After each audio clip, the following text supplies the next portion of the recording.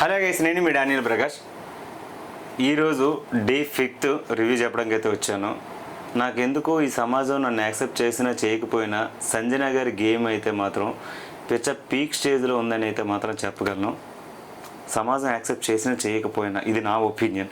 ఎందుకంటే చిల్ అబ్బా, చాలా చిల్. అంటే ఫ్యామిలీని ఇప్పుడు 6 months బేబీని ఇంట్లో వదిలేసి ఇంతమంది హౌస్ మేట్స్ తోటి చాలా స్ట్రాంగ్గా ఫైట్ చేస్తుంది. అంటే ఉమెన్ కార్డ్ వాడుతుందనంటే అది కూడా లేదు. అండ్ అవతల వాళ్ళతోటి కరెక్ట్గా డిఫెండ్ చేయట్లేదని అంటే చాలా స్మూత్గా రిలాక్స్డ్గా వాళ్ళందరూ అక్కడ గొడవలు ఆడుతుంటే పక్కన నుంచి చాలా నీట్గా క్యూట్గా లైక్ డ్రెస్సింగు కొడితే కొట్టని, తిడితే తిట్టుకునేది బాగుంది. సరే, మంచి ఎంటర్టైన్మెంట్. ఫోన్ లేవు, సో లోపల బిగ్ ఫైట్ జరుగుతుంది, అది చూసి ఎంజాయ్ చేయాలి. ఇదంతా దేనికోసం? ఆవిడ వాళ్ళని గుడ్డిపోయింది, దొంగతనం చేసిన దాంట్లో రాముని ఇరికించింది అండ్ తనూజని ఇరికించింది. భరణి అండ్ తనూజ, రాము వీళ్ళందరూ ఎఫెక్ట్ అయ్యారు. ఎంటైరు టెన్నెట్స్ అందరూ ఎఫెక్ట్ అయ్యారు. శ్రేష్ఠ అయితే ఏడి చేసి దొర్లిసింది అంతే. ఆ రకంగా తీసుకెళ్ళింది అంటే నిజంగా ఈవిడ ఉండాలి షోకి అయితే మాత్రం. ఇటువంటి కంటెస్టెంట్ ఉంటేనే కదా గేమ్లో బజ్జ అనేది ఉంటుంది. ఎంతసేపు ఈ ఆరుగురిలాగా వాళ్ళలో వాళ్ళు కొట్టుకు తెచ్చి ఏం చేయాలో తెలియక ఒకడి మీద ఒకడికి నచ్చదు, ఒకడి మీద ఒకడికి ఈగో ఫీలింగ్స్, వాడేం చెప్తే ఈడు యాక్సెప్ట్ చేయడు, ఈడు చెప్తే వాడు యాక్సెప్ట్ చేయడు. వీళ్ళలో ఏమైనా గ్రూపిజం ఉందని అంటే గొడవలు ఆడడంలోని అవతల వాళ్ళని ఇరికించడంలోనే తప్ప కానీ వీళ్ళకి కమ్యూనికేషన్ సరిగా లేదు. ఒక్కరినొకరు ఈగో ఫీలింగ్స్, తర్వాత నువ్వెక్కువ నేను ఎక్కువ, నువ్వు నాకు లీడర్షిప్ ఇస్తున్నావు, నేను లీడర్షిప్ ఇస్తున్నానా, ఈ టైప్ ఆఫ్ గోల్ ఎక్కువ అయిపోయింది ఈ కామనర్స్లో ఎవరైతే ఉన్నారో వీళ్ళలో. ఎవరు కూడా అంటే ఇప్పుడు హరీష్ ఏమంటాడు, హరీష్ దగ్గర ఏంచేమో వీళ్ళందరూ హరీష్ని కంట్రోల్ చేసినట్టు ఫస్ట్ ఎపిసోడ్లో మనం చూసాం.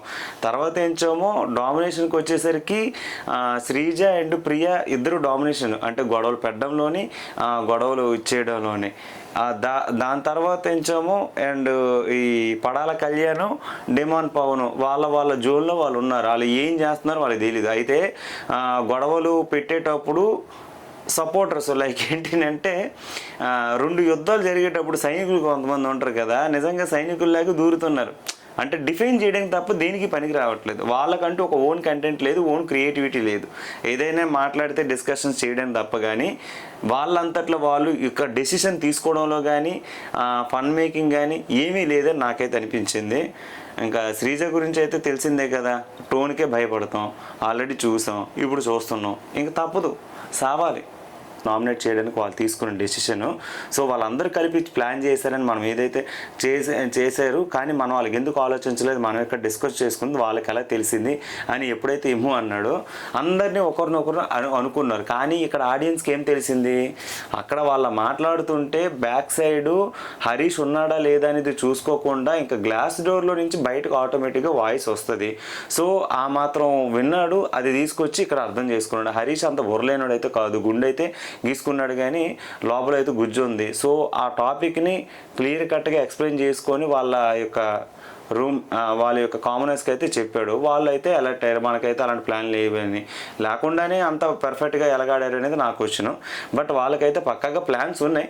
కాకపోతే ఎవరికాళ్ళు ఇండివిజువల్గా థింక్ చేసుకొని ఆటోమేటిక్గా ఫ్లోలో వెళ్ళిపోయారు అంతే. అంటే ప్రాపర్గా ప్లాన్ చేసి చేద్దామనే దానికంటే ఒకదాంతో మొదలైన తర్వాత వాళ్ళకి టాస్క్ క్లియర్ కట్గా అర్థమైంది. అందరు బ్రెయిన్లు ఒకేలా పనిచేస్తున్నారు, గొడవలు అడ్డంలోని గొడవలు చేయడంలోని అండ్ ప్రతి ఒక్క టాస్క్లోని ఇమీడియట్గా రియాక్ట్ అయ్యే భావనలు ఆల్రెడీ అగ్ని పరీక్షలో మనం చూసాం. సో ఇప్పుడు కూడా సేమ్ అదే అవుతుంది. సో అందులో ప్లాన్ అంటే కంటే వాళ్ళు ఇండివిజువల్గా తీసుకునే డెసిషన్ ఒకే వేలో ఉంది అని నేను చెప్పగలను. ఇది ఒక రకంగా అయితే. ఇంకా లోపలికి వెళ్ళిన తర్వాత సంజన గారిని బిగ్ బాస్ అయితే పిలిచి పొగిడిశారబ్బా. నిజంగా ఆవిడ చెప్తున్నారు కదా, 6 months బేబీని ఇంటి దగ్గర 5th month 6th month బేబీని ఇంటి దగ్గర వదిలేసి స్ట్రాంగ్ ఫైట్ అయితే ఇస్తుంది. సో ఆమెకి బిగ్ బాస్ ఆపర్చునిటీ రావడం అండ్ ఇప్పుడు వీళ్ళందరితోటి ఇంత కూల్గా ఇన్ని గొడవలు పెట్టడానికి అండ్ ఇంత సింపుల్గా ఉండడం కూడా గ్రేట్ థింగ్ అని చెప్పాలి. అట్లీస్ట్ బేబీ ఎఫెక్ట్ అవుతుందనే విషయం కానీ ఆ విషయం గురించి గురించి అంత దీనిగా చెప్పడం కూడా ఎవరి దగ్గర అంత చెప్పలేదు. తనుజ దగ్గర చెప్పింది, కాకపోతే తనుజనే మళ్ళీ ఇరికించింది. సో ఈమె గేమ్ ఒక సంథింగ్ డిఫరెంట్ లాగా అనిపిస్తుంది. ఎంటర్టైన్మెంట్ అనేది మాత్రం గట్టిగా ఇస్తుంది.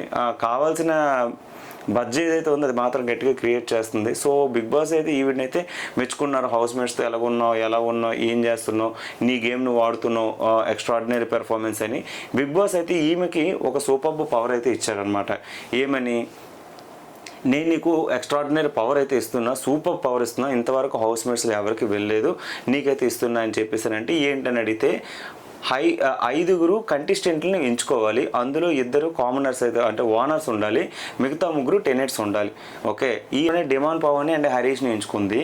ఇక్కడికి వచ్చేసరికి టెనెట్స్కి వచ్చేసరికి శ్రేష్ఠని, ఇమ్ముని, ఇంకా తనని, ఇలా వీళ్ళు 5 కలిపి ఉన్నారనమాట. ఎవరైతే హౌస్లో ఉన్నారో వీళ్ళని ఇదిగా చేసుకోవాలి, లైక్ సపోర్టర్స్ని తీసుకోవాలి బిగ్ బాస్ చెప్పిన ప్రకారంగా. అయితే బయటకి ఆమె వచ్చిన తర్వాత బిగ్ బాస్ నాకు ఇచ్చిన టాస్క్ ఏంటి అంటే 5 మెంబర్స్ని నేను 5 మెంబర్స్ని కెప్టెన్సీ టాస్క్కి నేను ఎంచుకోవాలి, నాకు నచ్చిన కంటెస్టెంట్ ఎంచుకుంటున్నానని చెప్పేసి ఫస్ట్ ఆమె మాట ఎవరు నమ్మలే. బట్ ఆమె చెప్పిన తర్వాత ఒక్కొక్కరు రియలైజ్ అయ్యారు. ఈ విషయంలో మన మనీష్ మర్యాద డిస్కషన్ అయితే చాలా ఓవర్గా చేశాడు. శ్రీజాది అండ్ హరీష్ది, పడాల కళ్యాణ్ది, వీళ్ళందరిది క్లియర్ కట్గా అబ్జర్వ్ చేసిన తర్వాత మనోడికి సంథింగ్ డ్రాస్టిక్ పెర్ఫార్మెన్స్ కనబడుతుంది. లైక్ ఏంటి అంటే మనోడికి వాళ్ళందరూ చేసేది క్లియర్ కట్గా కనబడుతుంది. వాళ్ళు ఎవరికి వాళ్ళు ఇండివిజువల్గా ఆడుకుంటున్నారు.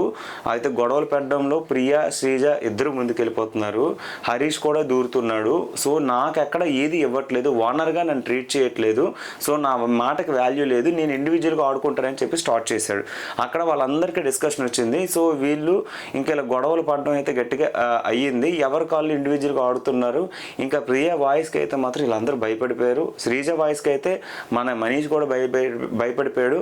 ఇంకా నా కంటెంట్ ఏంటో నేను ఇచ్చుకుంటానని చెప్పాను అన్నది. ఇక్కడ ప్రియా కూడా నేను కంటెంట్ ఇవ్వడానికే వచ్చాను, నేను కంటెంట్ ఇస్తుంది, ఇది నా ఓన్ కంటెంట్ అని తన కంటెంట్ తన గురించి చెప్పుకుంటుంది. ఇక్కడ మన లైవ్ వీడియోలో కొన్ని క్లిప్స్ వచ్చాయి తనవి.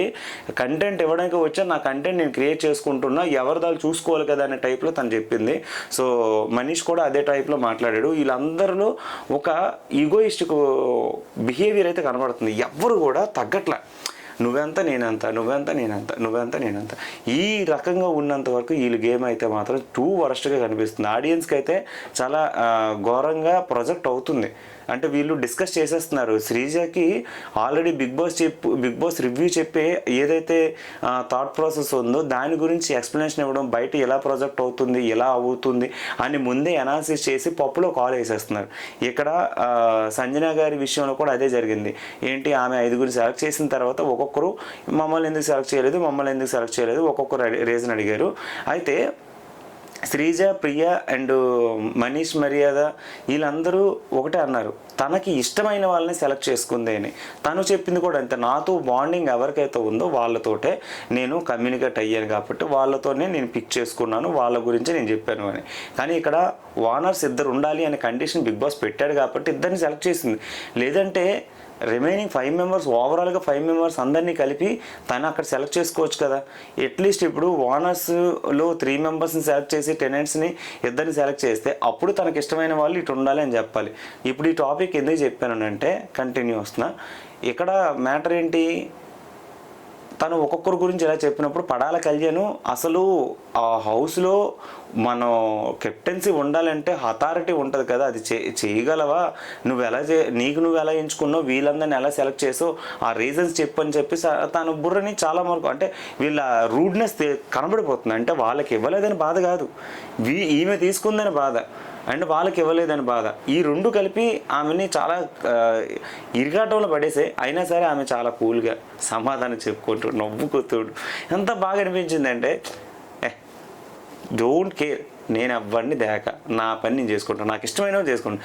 ఇంతమంది ఆంధ్ర, తెలంగాణ ఇన్ని రాష్ట్రాల్లోనే మనం సెలెక్ట్ అయ్యామనంటే మనకు ఏదో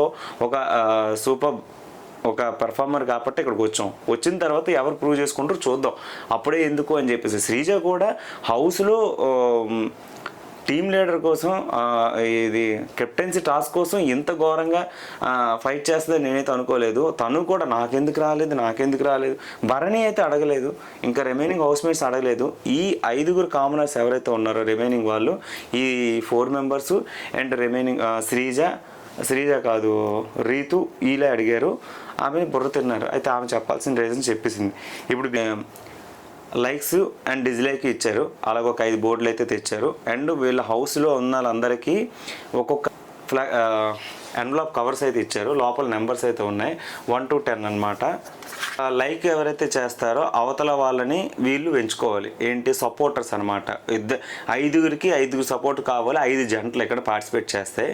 ఈ 5 జంటలకి పార్టిసిపేట్ చేసిన దానికి ఎవరైతే సపోర్ట్ చేస్తారో వాళ్ళు టాస్క్ పెర్ఫార్మెన్స్ చేయాలన్నమాట. పెర్ఫార్మర్స్ వాళ్ళు టాస్క్ పెర్ఫామ్ చేసే వాళ్ళు వీళ్ళు ఫస్ట్ సుమన్ శెట్టిని అయితే లెఫ్ట్ చేశారు. ఫస్ట్ మనోడికి నెంబరు అతను వస్తే అతను పర్ఫార్మెన్స్ చేయలేడు, తను పట్టుకోలేడు అని అందరూ డిసైడ్ అయిపోయి అతన్ని అయితే యాక్సెప్ట్ చేయలేదు. తర్వాత భరణికి లైక్ వచ్చింది, ఇమ్ముని సెలెక్ట్ చేసుకున్నాడు. భరణి ఇమ్ము ఒక జట్టు, తనుజ అవుట్ అయిపోయింది. తర్వాత రాము అండ్ శ్రేష్ఠి ఒక జట్టు, అండ్ శ్రీజ అండ్ సంజన ఒక జట్టు. భలే జోడి, ఇద్దరికి గొడవలు అయ్యి ఇద్దరికి. ఇంత వరస్ట్ థింగ్ ఎవరికో ఎందుకు వచ్చింది? ఇలాంటి క్యాండిడేట్ని ఎందుకు పంపించారా అని చెప్పేసి శ్రీముఖి అండ్ అభిజిత్ బాధపడేలా మనోడు బిహేవ్ చేస్తున్నాడు. స్ట్రాటజీ అనుకొని ప్రతి దాంట్లోని దూరిపోయి ప్రతి దాంట్లోని ఇన్వాల్వ్మెంట్ అయిపోయి నాకంటూ ఒక సొంత క్రియేటివిటీ ఉండాలి అని గొడవల్లోనే దూరిపోతున్నాడు, గొడవలు పెట్టడంలోనే దూరిపోతున్నాడు. అసలు గొడవ చేయడానికి కూడా ఒక్కోసారి ముందుకు వస్తున్నాడు. అది గొడవ చేయడానికి అయితే వస్తున్నాడు, అది చీప్ ట్రిక్ అనిపిస్తుంది నాకు ఎందుకో. అందరితోటి ఇలా గొడవ పడితేనే కంటెంట్ వస్తుందని ఈ కామనర్స్ అందరూ డిసైడ్ అయినట్టుగా ఉన్నారు. గొడవలు వరకే చూస్తున్నారు తప్ప ఇంకే విషయాలను కూడా దూరట్లేదు అనమాట. అండ్ నాకు ఇంకొకటి ఏంటంటే ఇది ఇమానియల్ చేసింది ఒక ½ సెకండ్ మిస్టేక్. దాన్ని అంత పట్టుకొని టీం మొత్తాన్ని డిస్క్వాలిఫై చేయడం చాలా అంటే చాలా రాంగ్ థింగ్. ఇప్పుడు శ్రేష్ఠ వెళ్ళి అది డిమాండ్ పవన్ వెళ్ళి అది లాగేటప్పుడు చూసుకొని మొత్తం గ్రీన్ వచ్చేంతవరకు మనోడు వెయిట్ చేశాడు, ఎవరిది తీయాలనేది చూశాడు. అది తీసిన తర్వాతనే గ్రీన్ అక్కడికి వచ్చింది. సో ఇక్కడ వీళ్ళకి ఫుడ్ ఫ్లో స్టెప్ మీద అక్కడ అది ఉంటుంది, గ్రీన్ పడిందా రెడ్ పడిందా అనేది అబ్జర్వేషన్ అనేది చాలా తక్కువ ఉంటుంది ఇటు సైడ్ ఉన్న వాళ్ళకి, అంటే ఎక్కి తీసే వాళ్ళకి. ఆపోజిట్లో చూసే వాళ్ళకైతే మాత్రం గ్రీన్ పడుతుందా రెడ్ పడుతుందా ఎవరు తీస్తున్నారు అనేది డీటెయిల్గా కనపడుతుంది. అయితే ఇక్కడ డిమాండ్ పవన్ తీసేటప్పుడు కొద్దిగా వెయిట్ చేసి తీసాడు కాబట్టి ఓకే, గ్రీన్ పడంగానే తీసాడు. తర్వాత శ్రేష్ఠ కూడా లోపలికి వెళ్ళేటప్పుడు వెయిట్ చేయి గ్రీన్ పడంగానే తీయు, వెయిట్ చేయి గ్రీన్ పడేంత వెయిట్ చేయని చెప్పాను అన్నాడు. వీళ్ళు తీసింది శ్రేష్ఠ కూడా అయిపోయింది. ఇక్కడ డిమాండ్ పవను శ్రేష్ఠ ఎవరు సెలబ్రిటీ టీం కాబట్టి తింది తీసింది ఎవరిది డిమాండ్ పవన్ అండ్ ప్రియా కలిపి ఇద్దరు ఒకే టీం, అంటే ఒకే కామనర్స్ బ్యాచ్ అనమాట. అండ్ హరీష్కి పవన్ కళ్యాణ్కి ఇక్కడ మీరు అబ్జర్వ్ చేయండి, హరీష్కి పవన్ కళ్యాణ్కి వాళ్ళ టీం మెంబర్స్ ఉన్నారు, అంటే ఇక్కడ వాళ్ళ టీంకి సంబంధించిన వాళ్ళు 4 మెంబర్స్ ఉన్నారు. వీళ్ళిద్దరిలో ఎవరో ఒకరు గెలిచినా సరే వానస్దే కెప్టెన్సీ టాస్క్ అవ్వచ్చు. ఇక్కడ రిమైనింగ్ ఇది సంజన కూడా కామనర్లోనే ఒక పర్సన్ని సపోర్టివ్గా వచ్చారు, ఇంకా వేరే పర్సన్ని ఆవిడ తీసుకోవడానికి ఆప్షన్ లేదు, ఎందుకంటే లైక్ డిస్లైక్ వాళ్ళకే ఎక్కువ వచ్చాయి కాబట్టి దాని ప్రకారంగా ఆమె చెప్పింది. సో గేమ్ని చెడగొట్టే అవకాశం కూడా తినుకొండొచ్చు, ఎవరికి శ్రీజకు ఉండొచ్చు. ఇక్కడ కామనర్స్దే పైచేయి ఉంది.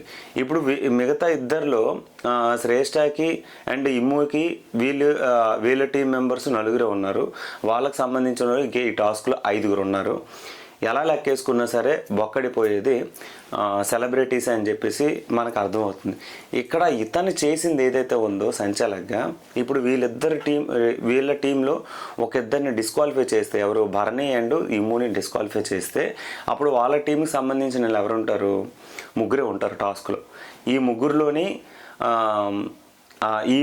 ఈ ముగ్గురు వీళ్ళు 5 ఉంటారు ఇక్కడ.